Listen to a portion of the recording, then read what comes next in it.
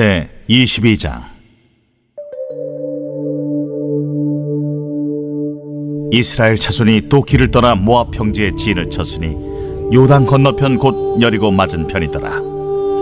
십볼의 아들 발락이 이스라엘이 아모리인에게 행한 모든 일을 보았으므로 모압이 심히 두려워하였으니 이스라엘 백성이 많음으로 말미암아 모압이 이스라엘 자손 때문에 번민하더라.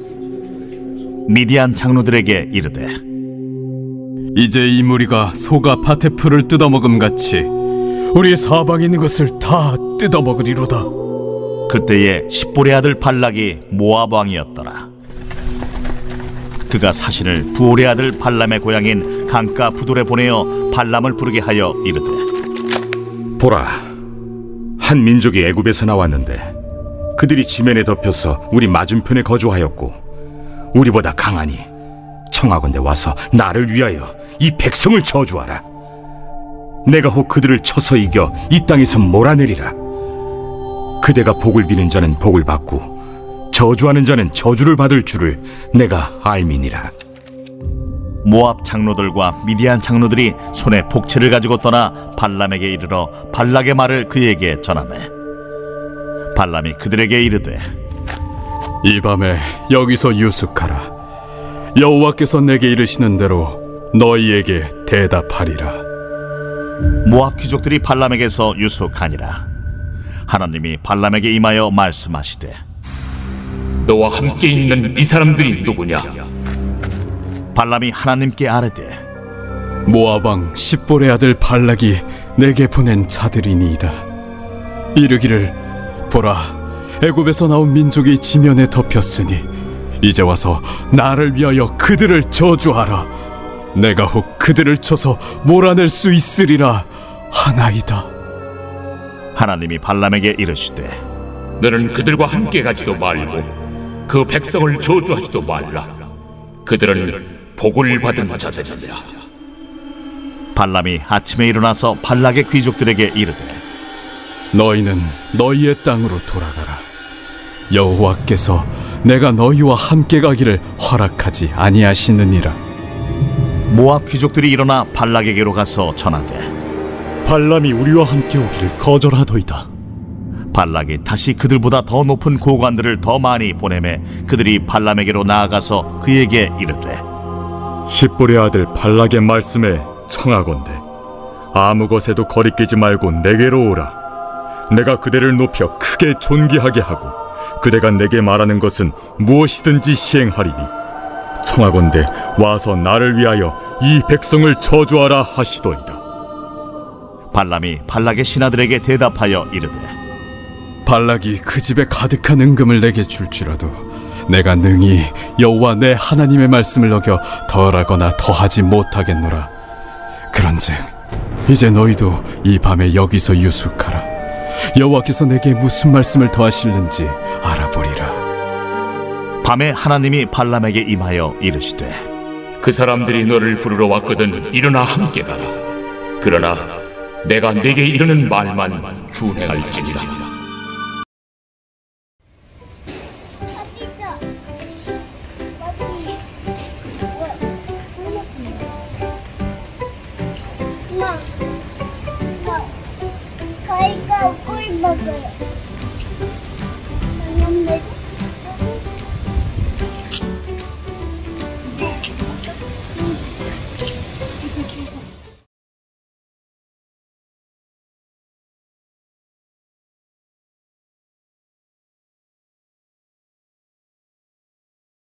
네, 보신 것처럼 겨울에 카타르 월드컵이 있었습니다. 대한민국과 가나의 경기에서 가나팀 응원석에 보니까 여러 명의 주술사들이 있었습니다. 그들이 대한민국을 향해서 저주를 쏟아부었습니다. 그 덕분일까요? 대한민국이 2대2 동점 상황에서 가나가 역전골을 넣으면서 승리를 하게 되었습니다. 그런데 주술사들의 저주가 정말로 효력이 있으려면 우승 후보들인 독일이나 프랑스, 아르헨티나, 브라질과 같은 가장 잘하는 팀하고 경기를 해도 저주가 통해서 이겨야 되지 않습니까? 그런데 가나가 최강 팀들하고는 힘을 쓰지 못하는 것입니다. 그것을 볼 때 저 저주가 기분일 수 있고 비슷한 실력일 때는 그런가 보다 할 수 있지만 진짜 실력이 좋은 팀에서는 먹히지 않는 것을 볼 때 효력이 없다라는 것을 우리가 금방 알 수 있습니다. 저주에 관한 성경의 이 확증에 대해서 볼 때 이런 말씀이 있습니다. 창세기 12장 3절입니다.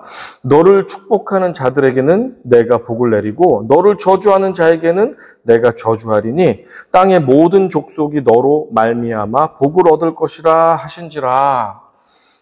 성경이 말씀하는 것은 이것입니다. 하나님의 자녀들은 누구든지 그들을 축복해라. 너희를 축복하는 자는 내가 복을 주겠다. 너희를 저주하는 자는 그 복이 그 저주하는 자들에게 돌려보내겠다라는 사실입니다. 여러분, 할 수만 있다면 우리 형제 자매와 이웃들에게 축복을 선언하십시오. 그때 그 축복이 내 것도 될 것이라는 사실에 기뻐하시기 바랍니다. 이스라엘 백성들이 가나안 접경 지역에 있는 아모리 왕 시혼과 바산 왕 옥의 군대를 무찔렀습니다.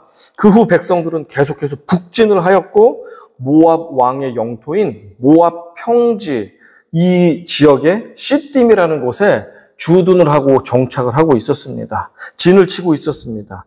바로 요단강만 건너면 여리고라는 가나안의 첫 도시에 닿을 수 있었던 아주 가나안 바로 강 건너 지역까지 이 백성들이 이른 것입니다. 지난날 자신의 드넓은 영토를 빼앗아간 아모리 왕 시온까지도 무자비하게 격파한 수많은 이스라엘 백성들에게 이 모압 땅의 주인인 모압 왕 발락은 두려워 떨었습니다. 2절, 3절 이렇게 고백되어 있습니다. 십볼의 아들 발락이 이스라엘이 아모리인에게 행한 모든 일을 보았으므로 모압이 심히 두려워하였으니 이스라엘 백성이 많음으로 말미암아 모압이 이스라엘 자손 때문에 번민하더라. 모압 왕 발람은 모압 민족과 혈맹국 관계에 있었던 유목민 미디안 족속들의 장로들에게 SOS를 청했습니다. 4절입니다. 미디안 장로들에게 이르되 이제 이 무리가 소가 밭에 풀을 뜯어먹음 같이 우리 사방에 있는 것을 다 뜯어먹으리로다. 이 무시한 이스라엘 민족들이 이제 우리 주변 나라들을 싹 쓸어갔다. 이제 남은 것은 우리 모압과 너희 미디안 밖에 없다. 어찌하면 좋겠단 말인가? 라고 하면서 탄식을 했습니다. 모압 왕 발락과 모압과 미디안의 장로들은 그래서 대책회의를 벌였고 결론을 이렇게 내렸습니다. 우리의 힘으로는 시온까지도 쳐부순 이스라엘 민족을 이길 수가 없다. 방법은 단 하나.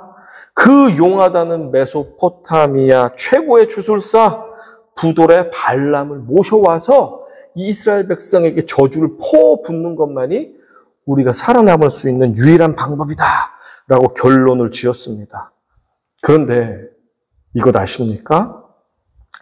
하나님께서는 이스라엘에게 모압과의 전쟁을 금지시켜 버리셨습니다. 그래서 이스라엘 백성들은 모압과 싸울 의사가 전혀 없었다는 사실입니다. 신명기 2장 9절입니다. 여호와께서 내게 이르시되 모압을 괴롭히지 말라. 그와 싸우지도 말라. 그 땅을 내가 내게 기업으로 주지 아니하리니 이는 내가 롯 자손에게 아르를 기업으로 주었음이라.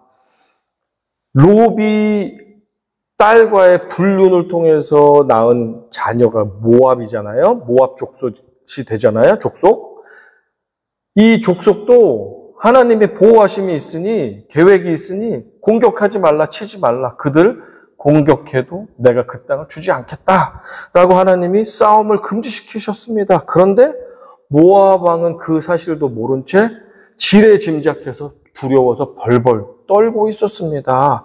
우리에게도 모압 왕처럼 섣부른 판단이나 오해로 말미암아 불필요한 두려움과 걱정에 사로잡혀서 스스로가 스트레스를 받으면서 살고 있는 모습들은 없는지 모르겠습니다. 하나님께서는 우리에게 안전을 지켜주시는데도 불구하고 우리 스스로가 두려워하고 염려하고 섣부른 판단으로 질의 스트레스를 받아서 염려하며 고민하는 그런 문제들이 없습니까? 하나님께 내려놓기를 바랍니다. 5절, 6절, 7절 같이 읽어보겠습니다.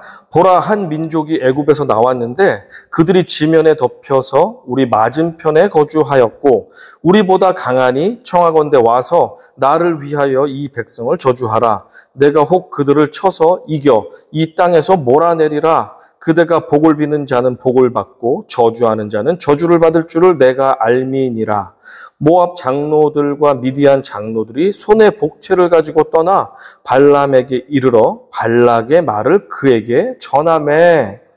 볼 때 이스라엘을 이길 수 있는 가망성이 없다고 생각했던 모압 왕 발락은 모압 장로들과 미디안 장로들을 복채까지 쥐어주면서 그 머나먼 땅 발람을 데려오기 위해서 사신으로 보냈습니다.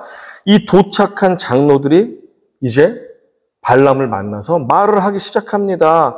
이 머나먼 여행길을 지나서 600km, 400마일이 넘는 그 머나먼 길을 걸어가서 말을 타고 가든 당나귀를 타고 가든 가마를 타고 가든 가서 발람에게 이제 말을 합니다. 왕이 했던 말을 전합니다. 8절 같이 읽어봅니다. 시작.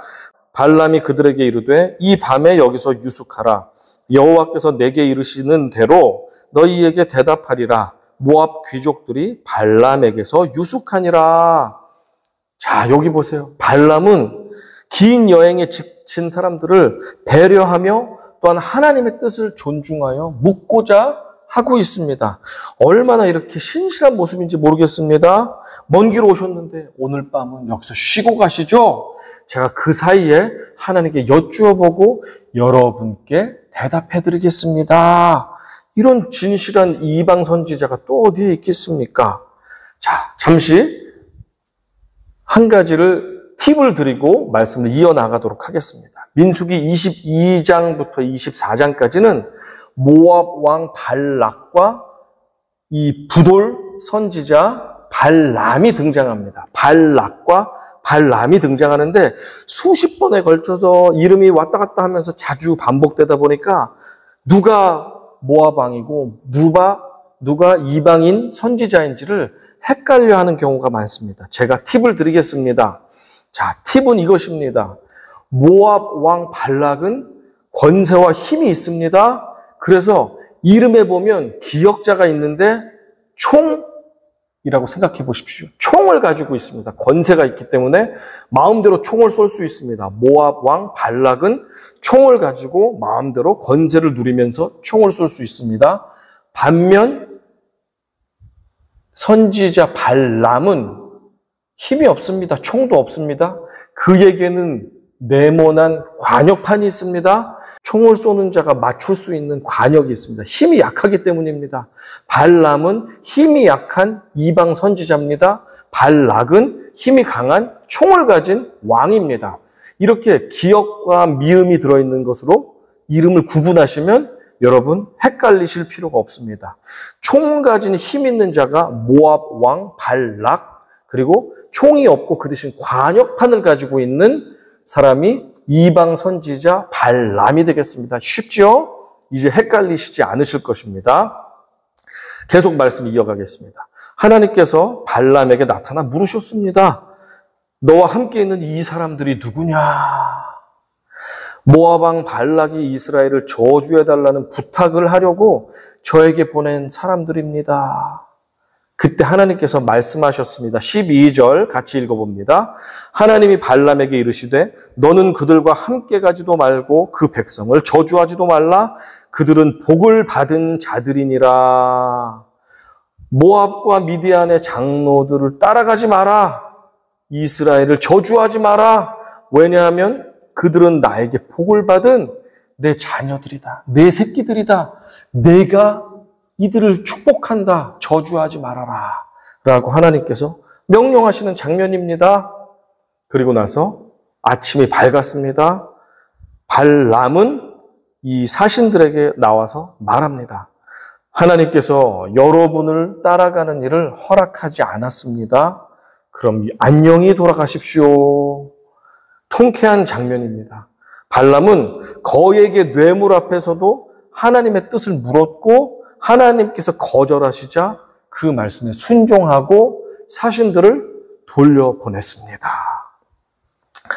발락 왕에게 돌아간 사신들은 발람이 거절 의사를 표현한 것에 대해서 전달했습니다. 그러자 발락은 더 안절부절 못한 것입니다. 발람이 와서 저주를 하지 않으면 우리나라는 망하는데 어떡하나 하면서 더 높은 귀족들을 모압과 미디안에서 불러서 사신으로 보냅니다. 더 많은 사람들을 보냅니다. 그리고 특단의 조치까지 가지고 보냈습니다. 먼 길을 또 여행을 해서 이 사신들이 발람 앞에 도착했습니다. 16절과 17절입니다. 그들이 발람에게로 나아가서 그에게 이르되 십볼의 아들 발락의 말씀에 청하건대 아무 것에도 거리끼지 말고 내게로 오라. 내가 그대를 높여 크게 존귀하게 하고 그대가 내게 말하는 것은 무엇이든지 시행하리니 청하건대 와서 나를 위하여 이 백성을 저주하라 하시더이다. 발락 왕은 발람이 와서 이스라엘만 저주해 준다면 발람을 크게 높여줄 것이고 아마 국무총리 자리를 줄지도 모르겠습니다. 무엇이든지 원하는 만큼 살해할 것임을 분명하게 전달하였습니다. 화면을 보시면 이 체크는 제가 현재 사용하고 있는 뱅크 오브 아메리카의 퍼스널 체크입니다. 여러분 걱정하시지 않기 위해서 제가 개인정보 계좌번호 몇 개를 수정했습니다. 다급해진 발락 왕은 최고의 사신들을 한가득 보내서 발람에게 솔직한 제의를 했는데 그것은 무엇입니까? 높은 자리를 줄 뿐 아니고 여기 봐라. 이 백지 수표를 주겠다. 금액은 발람 당신이 원하는 대로 쓰시오. 라고 하는 것입니다. 모압에 와서 이스라엘만 저주해 준다면 이 수표는 당신 것입니다. 누구라도 솔깃해지지 않을 수가 없는 제의였습니다. 그때 발람은 냉정하게 이렇게 말했습니다. 18절 발람이 발락의 신하들에게 대답하여 이르되 발락이 그 집에 가득한 은금을 내게 줄지라도 내가 능히 여호와 내 하나님의 말씀을 어겨 덜하거나 더하지 못하겠노라. 백지의 수표를 준다 해도 나는 오로지 하나님의 뜻만을 지키겠습니다. 라는 주장입니다. 그런데 신기하게도 또 이렇게 말합니다. 그런데 여러분 피곤하시니까 여기서 하루 묵고 가세요. 제가 하나님께 한 번 더 여쭤볼게요. 혹시 다른 이야기를 하실 수도 있으니까요. 라고 말하는 것입니다. 하나님께서 발람 선지자에게 나타나셨습니다. 20절 같이 읽어봅니다. 밤에 하나님이 발람에게 임하여 이르시되 그 사람들이 너를 부르러 왔거든. 일어나 함께 가라. 그러나 내가 내게 이르는 말만 준행할지니라. 지난번에는 절대 따라가지 말라, 저주하지 말라라고 말했던 하나님께서 이번에는 그들을 따라가라. 하지만 내가 하는 말만 전해라 라고 조금 태도를 바꾸시는 장면이 나타납니다. 와우! 하나님의 말씀에 순종함으로 거의에게 돈가방을 멋지게 돌려보내더니 이번에는 높은 자리와 백지 수표까지도 돌려보내려고 하는 그 발람의 흔들리지 않는 모습 정말 멋있다. 우리 이런 생각 들지 않습니까? 그렇죠? 발람 멋있죠? 발람 멋있지 않습니까? 발람 같은 진짜 신실한 사람이 어디 있습니까? 물질의 유혹에도 흔들리지 않고 하나님의 뜻만을 내가 듣고 전하겠다고 하는 이런 멋진 선지자가 어디 있습니까? 그렇지 않습니까? 제가 20대에 열정만 있고 아직 하나님에 대해서 잘 모를 때 성경을 부분적으로 읽을 때는 정말 이 발람에 대해서 감탄한 적이 있었습니다. 그런데 나중에 성경을 깊이 있게 자세히 넓게 읽어보니까 이 발람은 말과 행동은 겉이 번지르한데 실제로 마음은 탐욕으로 가득한 거짓 선지자라는 사실을 알게 되었습니다. 여러분들도 놀라지 마십시오. 발람이 욕망에 이끌려 살아가는 거짓 선지자인 이유를 성경에서 여러 가지 그 이유를 찾을 수가 있습니다. 첫 번째, 성령에 감동된 성경의 저자들은 일관되게 발람을 거짓 선지자라고 증언하고 있습니다. 베드로는 거짓 선생들에 대해서 책망하면서 그 예를 들어서 누구를 말하냐면 발람, 불의의 싹스를 사랑하다가 불법을 저지른 발람 같은 자들이 바로 거짓 선생들이다라고 말할 때 발람의 이름을 인용하고 있는 모습을 우리가 보게 됩니다. 베드로 후서 2장 15절입니다. 그들이 바른 길을 떠나 미혹되어 부올의 아들 발람의 길을 따르는도다. 그는 불의의 삭스를 사랑하다가. 유다서도 동일하게 발람이 욕망에 사로잡힌 거짓 선지자임을 증명하고 있습니다. 같이 읽어볼까요? 삭스를 위하여 발람의 어그러진 길로 몰려갔으며. 그렇습니다. 발람은 성경의 저자들이 공통적으로 말하기를 욕심꾸러기 거짓 선지자다라고 말하고 있습니다. 두 번째, 발람은 고대 근동 지방에서 가장 유명한 저주 전문 주술사였습니다. 그래서 발락 왕은 다른 주술사들은 따져볼 필요도 없이 고대 근동의 최고의 주술사, 최고의 저주 주술사인 발람 한 사람만을 그렇게 찾아 헤맸던 것이었습니다. 예나 지금이나 생각해 보십시오. 주님의 백성들을 향해 복채까지도 받으면서 사례까지도 받으면서 축복이 아닌 저주를 선포하는 사람은, 그런 주의 종, 그런 참된 선지자는 이 세상에 존재하지 않습니다. 무슨 대가를 받으면서 하나님의 사람을 나쁘게 말하고 저주하는 사람이 있다면 그 사람은 100% 가짜 그리스도인, 가짜 선지자입니다. 세 번째, 발람은 하나님의 뜻을 알면서도 사악한 제안을 단칼에 거부하지 않았습니다.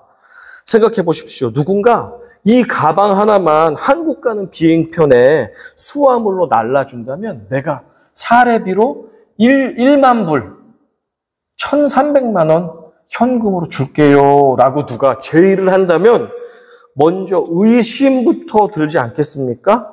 감사합니다. 100불을 준다면 어우, 뭘 그렇게 많이 주세요 할 수 있겠지만 의심이 들죠. 이상한데. 그런데 알고 봤더니 그 가방 속에 마약이 숨겨져 있었다는 사실을 알게 되었다면 여러분 어떻게 하시겠습니까? 1,000불이 탐이 나서 그것을 한국까지 여행 가방에 같이 실어가지고 가져가 주시겠습니까? 아니면 거절하시겠습니까? 단칼에 거절하겠죠? 어떤 분들은 마약 수사단에 신고도 하겠지요? 당연하지요. 그런데 하나님의 백성을 절대 저주하지 말라. 그들은 이미 내가 복을 내리는 자들이다 라고 단호하게 말씀하셨는데도 불구하고 질질질질 끌면서 계속 하나님의 뜻을 묻고 또 묻는 이 발람은 옳지 못한 선지자임이 분명하다는 사실을 여러분 기억하시기 바랍니다. 그는 돈에 탐이 난 나머지 어떻게 했습니까? 이 사신들을 집에서 묵게 하는 친절을 베풀었습니다. 그리고 그로 인해서 거절까지 하면서 결국엔 발락 왕의 그 마음을 더 부추겨서 더 큰 돈을, 더 큰 사례를 이끌게 하였고 결국 그 사례, 최고 사례는 백지 수표까지 자신의 몸값을 올려놓게 되었습니다. 넷째, 발람은 자신의 탐욕을 이루기 위해 하나님의 이름과 능력까지도 이용하였습니다. 발람은 비록 하나님의 음성을 묻기도 하였고 듣기도 하였습니다. 하지만 확실한 하나님의 음성에 내하고 순종하지 않았습니다. 자꾸 민기적 하면서 자신의 유익을 위해서 하나님의 음성을 다시 듣고 다시 묻고 내가 원하는 답을 하실 때까지 그렇게 미루고 연기하고 다시 하는 모습을 보게 됩니다. 하나님의 능력을 이용만 하는 모습을 우리가 보게 됩니다. 거짓 선지자 발람은 얼마 뒤 이스라엘 백성들이 배교하는 일을 하게 하는 데에 결정적인 역할을 하게 만듭니다. 그래서 결국 하나님의 심판을 받게 되었습니다. 이 부분에 대해서는 몇 주 뒤에 제가 자세하게 또 말씀을 드리도록 하겠습니다. 발람과 같이 사람들이 듣기 좋아하는 말과 행동으로 많은 이들을 속이는 그런 겉과 속이 다른 사람들이 우리 가운데 존재합니다. 때는 남유다의 마지막 왕 시드기야 때입니다. 시드기야 때 바벨론의 침공으로 이스라엘 백성들은 이제 나라를 잃게 되었고 식민지 생활을 하게 될 수밖에 없었습니다. 참 선지자인 예레미야는 하나님의 음성을 듣고 이스라엘 백성들의 범죄 때문에 우리가 벌받는 것이다 라고 선포했습니다. 그리고 바벨론의 다스림이 70년간 계속될 것이다 라는 고통스럽고 듣기 좋지 않은 그런 하나님의 말씀을 선포했습니다. 그러니 왕도 그렇고 백성들이 들으려고 하지 않았습니다. 아, 듣기 싫어. 짜증나. 우리가 뭘 그렇게 잘못했다는 거야? 라고 하면서 그 참선지자의 하나님의 음성을 거부했습니다. 반면 하나냐라는 거짓 선지자가 있었습니다. 그는 여러분 바벨론은 2년이 못 되어서 그 힘을 하나님에게 뺏기게 될 것입니다. 우리는 하나님의 복을 다시 회복해서 자유한 민족이 될 것입니다. 하나님은 우리를 지금도 여전히 사랑하십니다. 여러분 편하게 사십시오 라고 선포했습니다. 그러니 백성들은 안 그래도 식민지 고통 가운데 살고 있는데 마치 일본이 우리를 학대하고 매질을 하면서 모든 것들을 착취해가는 상황 가운데 70년간 우리의 잘못으로 일본 통치를 받게 될 것입니다 라고 하니까 사람들이 모두가 싫어하고 외면하고 침을 뱉기도 하였습니다. 하지만 하나냐 같이 곧 끝납니다. 여러분 다 됐습니다. 걱정하지 마십시오. 하나님은 우리를 얼마나 사랑하는데요 라는 거짓 메시지에 사람들은 열광하기 시작했습니다. 심지어 참 선지자 예레미야는 목에 나무로 된 멍에, 소에게 끄는 멍에를 매면서 그것을 상징적으로 사람들에게 보여주고 다녔습니다. 그런데 하나냐 선지자는 예레미야 선지자 목에 있는 이 멍에를 가로채서 그 자리에서 꺾어 부러뜨리면서 이 거짓 선지자예요. 하나님은 이제 평화를 우리에게 주실 것이다. 자유를 주실 것이다. 라고 하면서 거짓 메시지를 계속 전했습니다. 사람들은 희망의 전도사요, 화평의 전도사 하나냐에게 열광했습니다. 그러나 한 분 하나님께서는 진노하셨습니다. 왜냐하면 진짜 너희들 잘못으로 벌을 받고 있다라고 참말을 전하는 예레미야를 핍박하며 거짓 선지자가 진짜 선지자 노릇을 하는 것을 하나님은 더 이상 봐주실 수가 없었습니다. 예레미야에게 하나님의 말씀을 전합니다. 이렇게 전했습니다. 예레미야 28장 15, 16절입니다. 같이 읽어봅니다. 선지자 예레미야가 선지자 하나냐에게 이르되 하나냐여 들으라. 여호와께서 너를 보내지 아니하셨거늘 내가 이 백성에게 거짓을 믿게 하는도다. 그러므로 여호와께서 이와 같이 말씀하시되 내가 너를 지면에서 제하리니 내가 여호와께 패역한 말을 하였음이라. 내가 금년에 죽으리라 하셨느니라 하더니. 자, 이런 무서운 심판의 말씀을 하나님께서 전하셨습니다. 그리고 그 해에 7개월째 되는 해 하나냐를 하나님께서 생명을 거둬가셨습니다. 정말로 겉과 속이 다른 그 사람에 대해서 하나님이 얼마나 싫어하시는지를 보여주는 장면입니다. 제가 이제 오래전이죠. 미국에 유학을 처음 왔을 때입니다. 막막했습니다. 집도 구해야 되고 차도 없고 전화기도 없고 은행 계좌도 없고 인터넷도 없고 아무것도 없습니다. 침대도 없고 식탁도 없고 밥그릇도 없고 아무것도 없는 상황 가운데 감사하게 한인 신학생 중에 한 전도사님께서 저희의 아파트 렌트 알아보는 것을 아주 열심히 도와주셨습니다. 그리고 전화기 개통하는 것도 열심히 도와주셨습니다. 은행도 데리고 가셔서 은행 계좌도 개설시켜 주셨습니다. 그리고 인터넷 설치도 해주셨습니다. 차도 없지 않습니까? 자신이 사역하는 교회의 큰 밴을 가지고 저와 같이 입학을 했던 몇 신학생과 그 가족들까지 다 한 차에 태우고 그렇게 교회까지도 데려다 주시고 우리는 그래서 와, 하나님께서 이 첫 유학 시작부터 천사를 보내주셨구나 하면서 감동을 하고 감탄을 연발했습니다. 참 귀한 사역자구나, 하나님의 종이구나라고 생각했습니다.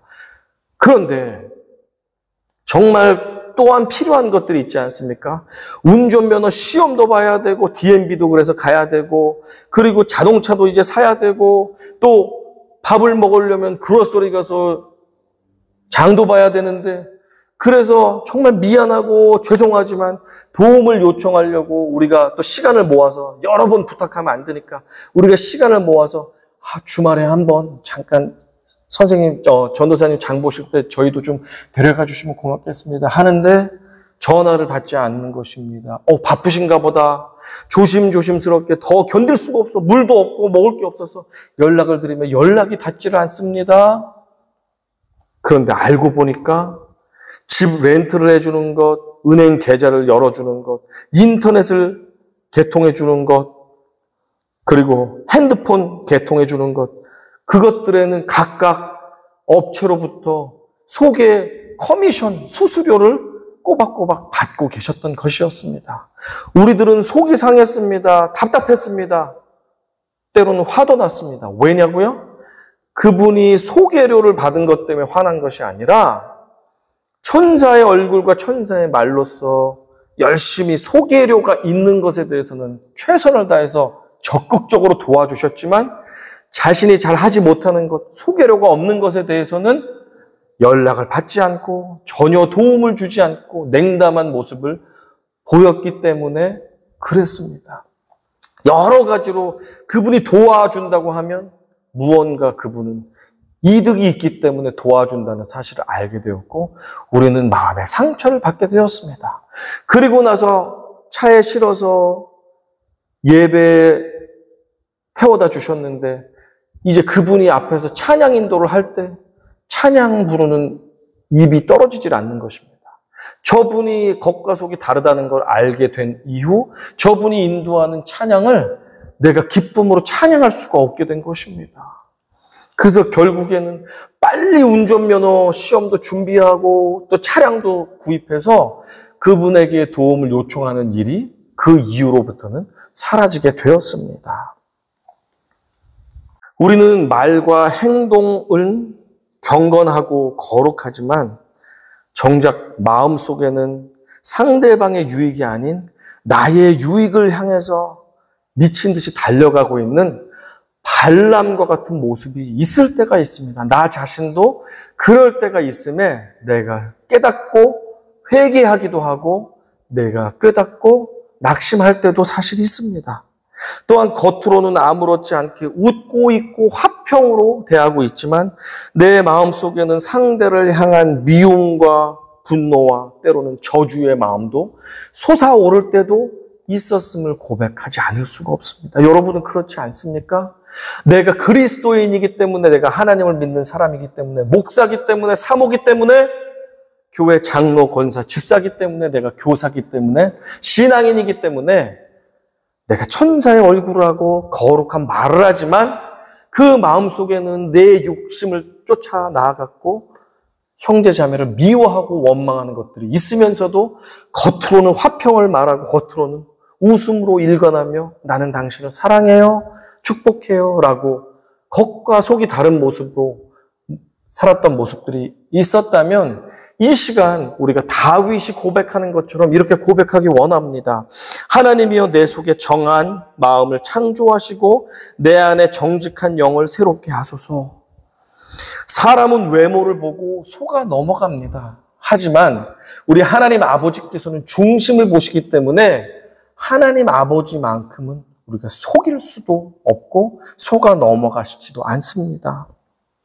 주님 앞에서 두려움과 떨림으로 우리가 말과 행동과 또 겉사람과 속사람이 일치되는 삶을 살기를 소망합니다. 오늘 내가 예수 믿는 사람으로서 의무감에서 웃는 얼굴 또 환영하는 모습으로 형제 앞에 나아가서 말도 하고 행동도 하고 섬기고 봉사했지만 결국에 내 안에는 아직도 해결되지 않은 쓴뿌리의 마음들, 미움과 원망과 불평과 저주의 마음들이 있었다면 하나님 내 마음을 다스려 주십시오. 형제를 사랑하기 원합니다. 그리고 겉으로만 웃고 겉으로만 호의를 베푸는 것이 아니라 진실된 내 마음 속에서도 형제를 사랑하고 형제의 유익을 위해서 내가 기쁨으로 섬길 수 있는 마음을, 그 동기를 나에게 부어주십시오 라고 우리가 간구하며 나아갈 수 있는 이 한 주가 되기를 간절히 소망합니다. 그래야지 우리가 마음속으로 내 탐욕을 위해 달려가지만 겉은 안 그런 척 하는 발람의 길을 걷지 않기를 원합니다. 그리고 형제를 미워하고 원망하지만, 그래서 내 마음속에는 저주가 가득하지만 사랑하지 못하는 발락의 길을 걸어가는 모습이 더 이상 우리 삶에서 나타나지 않기를, 우리 삶에서 발락과 발람의 길을 걸어가는 일이 없기를 이 시간 결단하며 하나님께 도움을 구하는 시간이 되기를 간절히 원합니다. 고린도전서 13장은 사랑장인데 모든 것을 다 가지고 능력과 은사를 행한다 할지라도 사랑이 없으면 아무것도 아니고 아무 소용도 없다고 주님은 우리에게 가르쳐 주셨습니다. 같이 고백해 보겠습니다. 내가 사람의 방언과 천사의 말을 할지라도 사랑이 없으면 소리 나는 구리와 울리는 꽹과리가 되고, 모든 것을 다 가져도 사랑이 빠진다면 아무 소용이 없습니다. 껍데기뿐이라는 사실을 우리 기억합시다. 저도 그렇습니다. 여러분도 그렇습니다. 우리가 말도 선하게 하고 태도도 거룩하게 해야 되지만 내 마음 중심에서 형제 자매를 진심으로 사랑할 수 있는 마음을 주님 부어주십시오. 내 안에 사랑이 없습니다. 그래서 짜증내고 원망하며 화를 내면서 대할 수는 없지 않습니까? 하나님, 진실되게 저 형제를 향한 겨자씨만한 사랑이라도 나에게 부어주십시오. 저 영혼을 향한 긍휼의 마음, 지극히 작은 것 하나라도, 긍휼의 마음 하나라도 부어주십시오. 그래서 내가 진심으로 형제를 위하는 말, 형제를 사랑하는 태도로 이제부터 형제를 대하고 자매를 사랑할 수 있는 마음을, 말과 행동을 할 수 있도록 도와주십시오. 이렇게 예수 그리스도의 길을 갈 수 있도록 주님 힘을 주시고 능력을 주시고 우리에게 사랑을 공급해 주시옵소서라는 고백이 저에게 먼저 있기 원합니다. 또한 이 자리에 함께 예배하는 우리 모든 형제 자매님들에게 있기를 원합니다. 우리가 사랑을 가질 때 진실되게 기쁨으로 영이 담긴 칭찬의 말, 축복의 말, 사랑의 말을 할 수 있다는 사실을 기억하며 진심으로 우리가 사랑으로 나아가는 우리 형제 자매들, 겉과 속이 동일한 진실된 사랑의 하나님의 자녀들이 되기를 간절히 축원합니다. 아멘.